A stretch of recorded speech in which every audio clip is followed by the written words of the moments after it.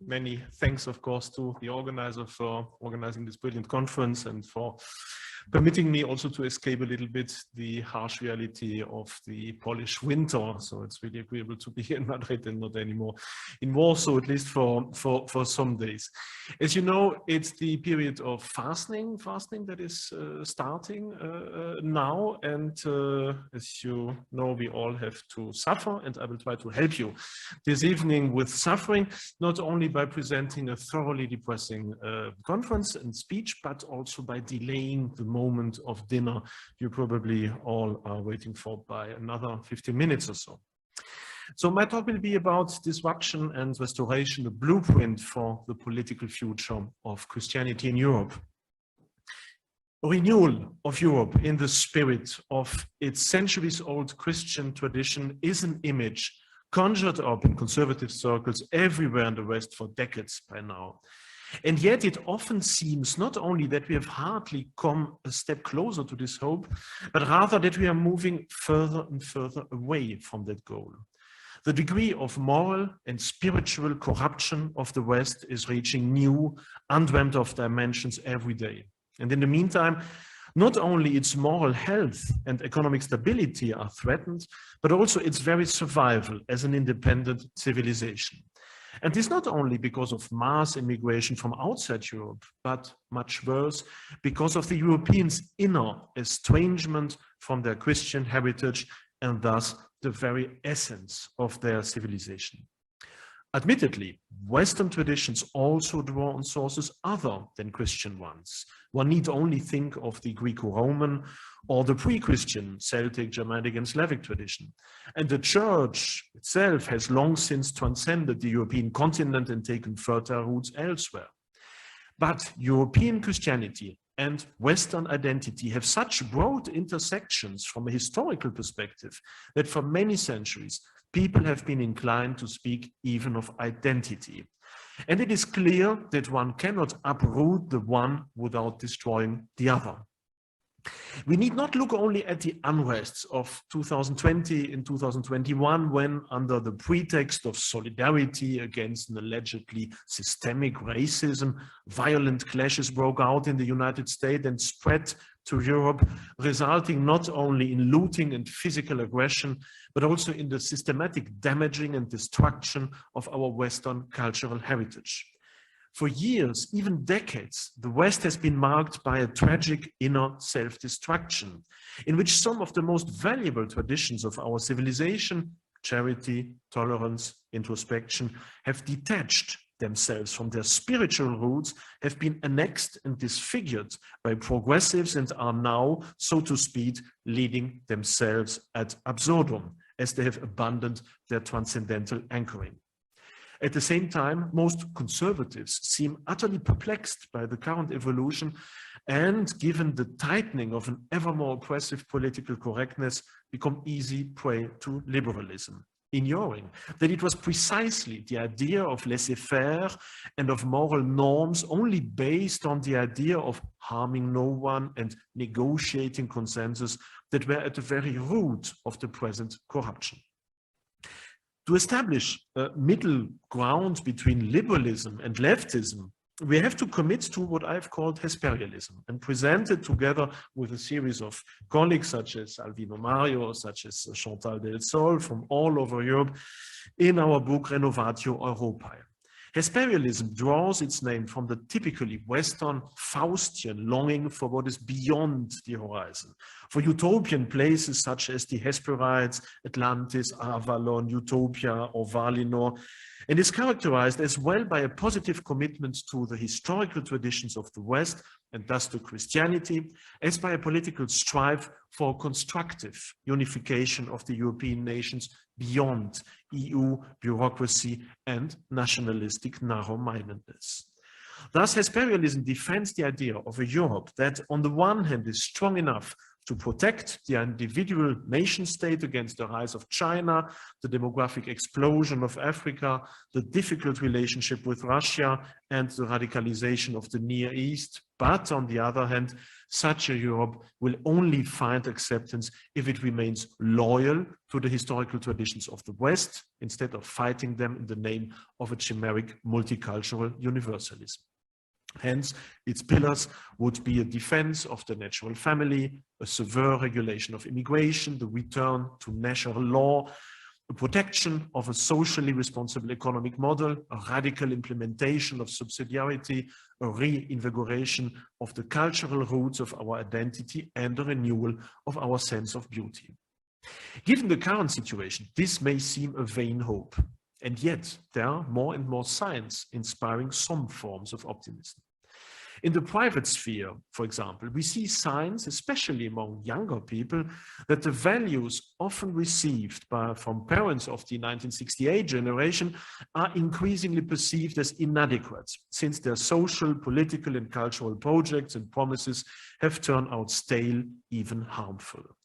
Admittedly, the number of those who consciously decide to return to Christian transcendence and cultural tradition is still small and in sore need of guidance.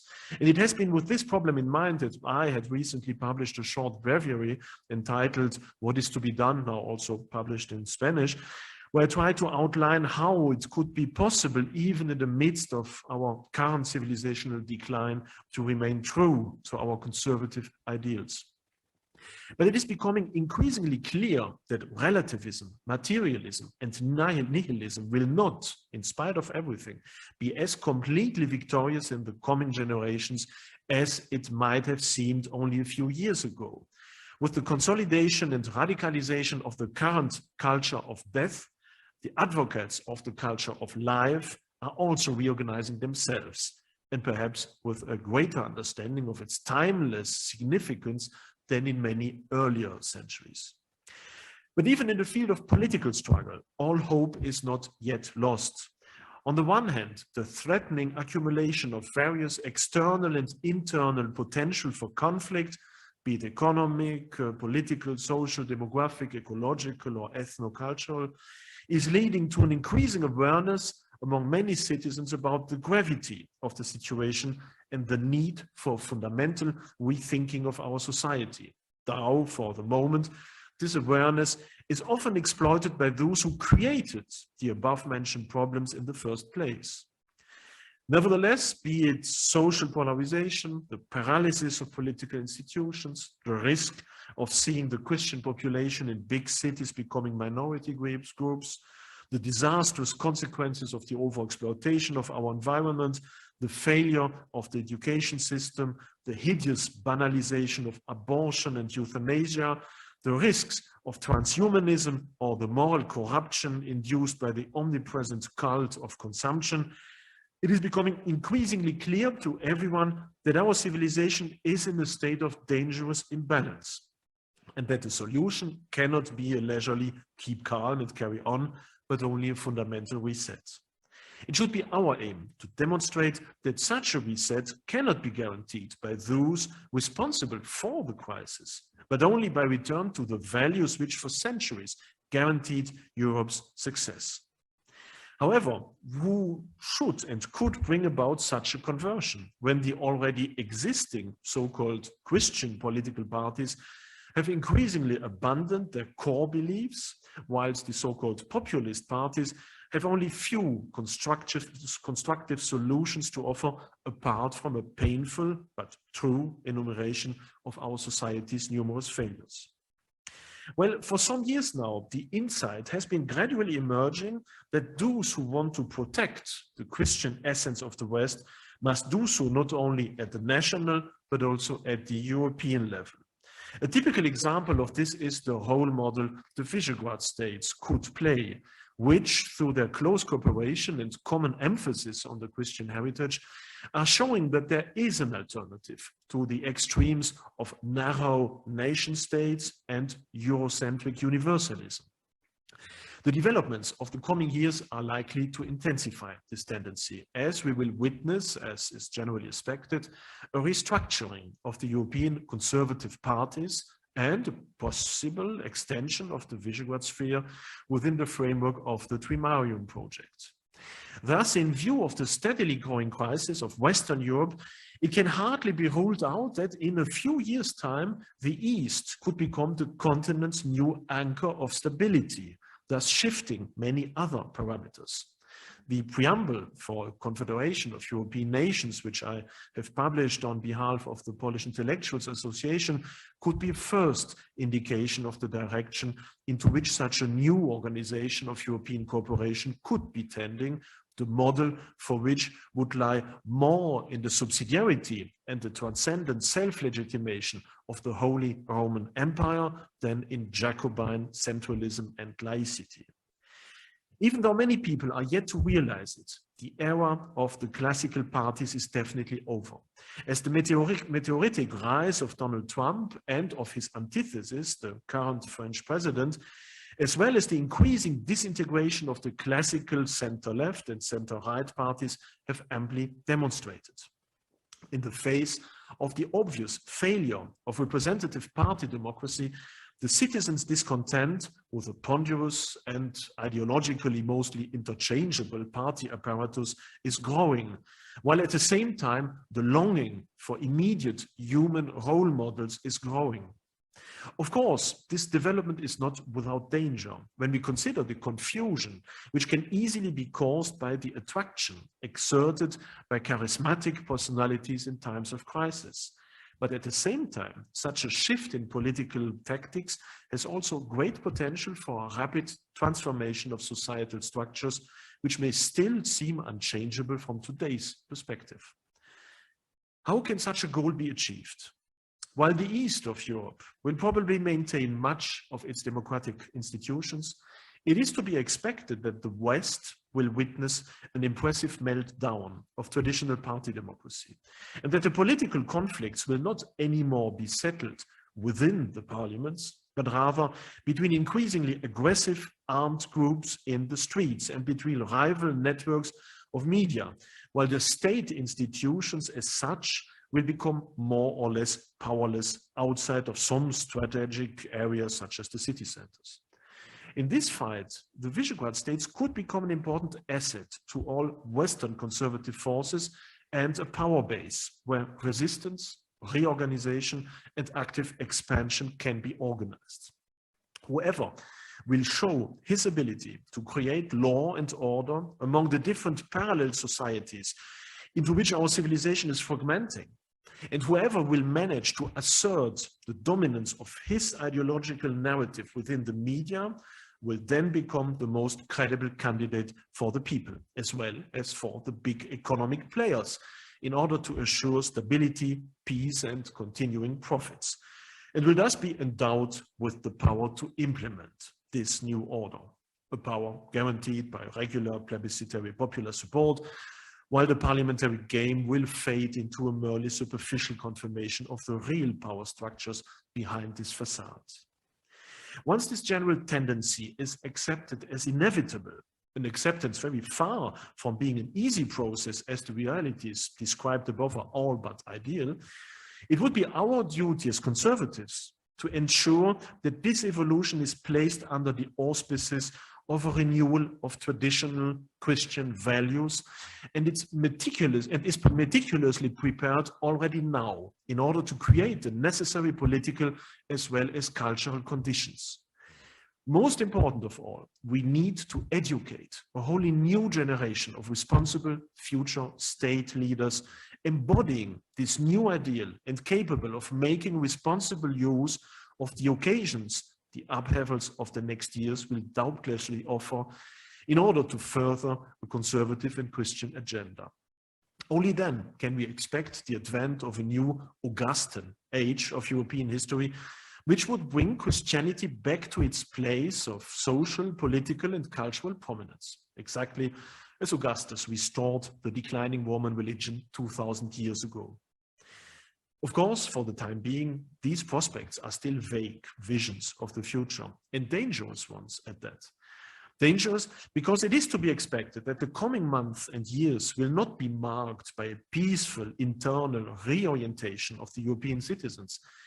Rather, they will see an uncontrolled explosion of the by now sheer overwhelming mass of problems, conflicts, and aggressions which have accumulated. The frequency and violence of the riots, which are regularly shaking up the major Western cities, will gradually increase. And because of the inadequate political, psychological, and institutional defense mechanisms of our civilization, they will soon become endemic and omnipresent until the cup of misery is finally drained. And of course, the more our current political elite loses its control over public affairs, the more the denunciation and repression against those actively defending a conservative outlook will also increase. Nevertheless, and despite the difficult times to come, we should always keep in mind the possibilities which may soon be offered to us by the dynamics of the events currently unfolding, and pledge our energy to analyze and steer this development in such a way that at least the worst is prevented. To achieve this, however, it is necessary not only to make the right political choices, but also to actively embody our own ideals in everyday life by drawing on the spirit of Christian faith and Western tradition in all our deeds and words. Only then can we be considered as examples by all those who have lost their spiritual orientation and re-implement Western Christian identity as much as is still possible in the heart of our continent and our fellow citizens. Thank you very much for your attention. Well, concerning immigration, I'm quite convinced by the fact that the integration of culturally strange or different groups, such as essentially, of course, Muslim immigration, will be much easier in a Christian framework, in a more Christian conservative framework, traditionalist framework, than in the current multiculturalist, laicist, universalist framework. Because this actual framework doesn't permit any form of integration. To the contrary, it triggers quite a lot of resistance by people immigrating to Europe, fearing to lose their identity and finally becoming exactly what Christianity has become in the meanwhile. And so, of course, they rather harden their own identity instead of softening it up and opening it up to Christianity and our European civilization. So I think that integration could be much more easy in a more conservative framework, because we not only do we share quite a lot of common values between Islam and Christianity, and I think that probably most Christians think that they share more values with a Muslim than with a hedonist atheist, but also would this give strong limits of what is permitted, what is not permitted, and thus also give a more tangible ground for integration or rejection. So I'm quite optimistic concerning this, and I do not see also any form of inner contradiction between a more regulative and perhaps more severe immigration regime and our Christian ideals, as it is, of course, very clear, even also from the New Testament, that, of course, something that the notion of the Ordo Caritatis is something that is really important already to early Christianity. That is, that love your neighbor doesn't necessarily mean you have to love the person that is farthest from you and ignore those who are around you, but to the contrary, rather that there is some form of hierarchically organized form of charity. So that, I think, is a well-established form of thought stemming already from early Christianity that would give a perfect ground also for the regulation of immigration. I'm not generally considered as an expert on hope, fear, but I think we should perhaps separate different spheres. It is clear that on a purely individual level, history always continues. I mean, even the people living in the dark centuries, the fall of Rome and so forth, were not necessarily aware of the fact that the whole civilization was crumbling and that they reverted in only a couple of generations from a highly civilized world into near Stone Age. I'm a bit simplifying, but basically that's what happened. So people did not necessarily were aware about that because, well, this happened, but on the other hand, people married, they had children, they were perhaps happy having feast time sometimes, the landscape was beautiful. So that there could be an individual approach that could be extremely happy in the midst of general desolation. So that is always a possibility we have from an individual point of view. Then there's of course the religious point of view. We all know, at least as Christians, that this world is not everything, to the contrary, that the really important things are just starting.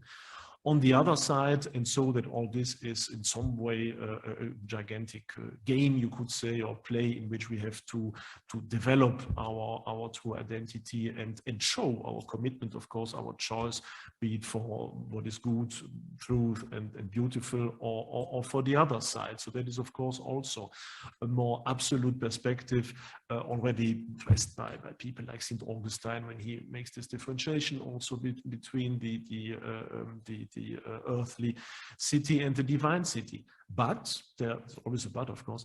There is also the question of civilizations, and it has become it was already extremely clear even to people in classical antiquity, and has then been continued as a thought throughout the entire Middle Ages and until people like Spengler or Toynbee, that civilizations as such are also mortal beings, and that it is also clear that we are approaching for the moment the final phase of the life of the Western civilization. That doesn't mean that everything we know will crumble from one day or the other. To the contrary, the end of a civilization is rather the beginning of a phase of sclerosed, petrified existence, exactly such as the Roman Empire also continued to live in a petrified state for quite a number of centuries. And I think that this is more or less what we are confronted with for the moment, and we can see that more and more through the desolidarization of many people with their own civilization. Civilizations do not die because they are destroyed by barbarians coming in, but because people cease to care about them. And that is exactly what is happening for the moment. More and more people, and I'm afraid to say more and more young people also, do not feel that they belong to this Western civilization. When often giving this example, but when I'm teaching at my universities and speaking about the 19th century or even the beginning of the 20th century, this has become so strange and so far to many of my students that basically they feel more or less the same commitment to this heritage than when I'm speaking about the Aztecs or the ancient Egyptians. That's more or less on the same plane. They have become detached from their own civilization. It's not their heritage anymore. They do not care about that. Of course, they are happy that things function more or less, but they do not feel responsible for that. They view it probably also as some form of weight on their shoulders. They do not want to take over, and certainly they do not want to take that weight to give that weight to any future generations. They have been taught in school also all these lies, from white guilt through toxic masculinity to gender identity or whatever. So they're thoroughly disgusted finally by this view of their own civilization, and so they reject it. And that is how Western civilization slowly dies. Of course, it's a process that has already started a long time ago. It's not just the last generation. It's something that was already in the air, you could say, at the end of the 19th century with the décadence and fin de siècle and so on, but it continues, it becomes worse. And one day there won't be anyone left to care for this civilization. And if nobody feels really responsible for that, then of course, if nobody takes responsibility, if nobody is ready to sacrifice himself or his interests for a greater good, not just for their family lives, but also for greater ideals, and they are intrinsically linked to our civilization, then of course this psychological transformation can very quickly also lead to political transformations. And we are already witnessing this in everyday life, as most Western European countries at least are led by people who do not care at all about this Western civilization, and who for decades now have implemented a politics that is absolutely detrimental to not only to the spiritual identity, but even to the basic material interest, long-term interest of this civilization. And so from this point, viewed from this point, of course, the perspectives, or our perspective on the future is quite bleak, and I do not see any reason for believing from that point of view in any positive transformation, as history makes it thoroughly clear that all civilizations die sooner or later, and that we, after 1,000 years of European civilization, from the Carolingians to today, are more or less also now in the final phase. Expert in decline. Yeah, I rather see the parallels between the present moment not with the end of the Roman Empire or even Constantinople. No, I rather think that we are situated at the end of the Roman Republic. We are at the end of the 1st century BC, and we will witness not only the civil unrest or civil wars in our form, of course, in our Western form of our Western civilization, but also the transformation into this final petrified, probably even imperial existence of the Roman Empire. And that can last, of course, for a couple of centuries. And it's not only parallels with the late Republic, we can also draw quite a lot of convincing parallels with other periods in the history of big civilizations. So that is for the question about Constantinople, as I said, rather the late Republic. Concerning our successor, there must not necessarily be a successor. I mean, if you look at civilization, at other past civilizations like the Iranian civilization, which died after the Sasanians, while the territory was taken over by the Muslim civilization in the 7th, 8th century AD, which took over, of course, also a certain number of their civilizational exploits. But after the end of a civilization, it is not necessary that on the same territory we will have a young one. It can also be just avoided for many centuries. Civilization happens mostly history happens mostly also outside of civilization. Civilizations, you could say, are an exception within the frame of history. They arise in a certain territory, they maintain themselves for 1,000 years or so, then they disappear again, they form some form of historical stratum, petrified layer that can be then taken over by others who would rise in another part of the world, or perhaps also nowhere.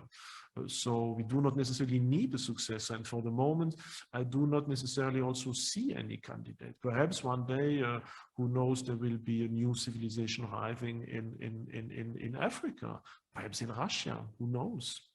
It's difficult to predict. And the gentleman, el señor en sí, ahí atrás.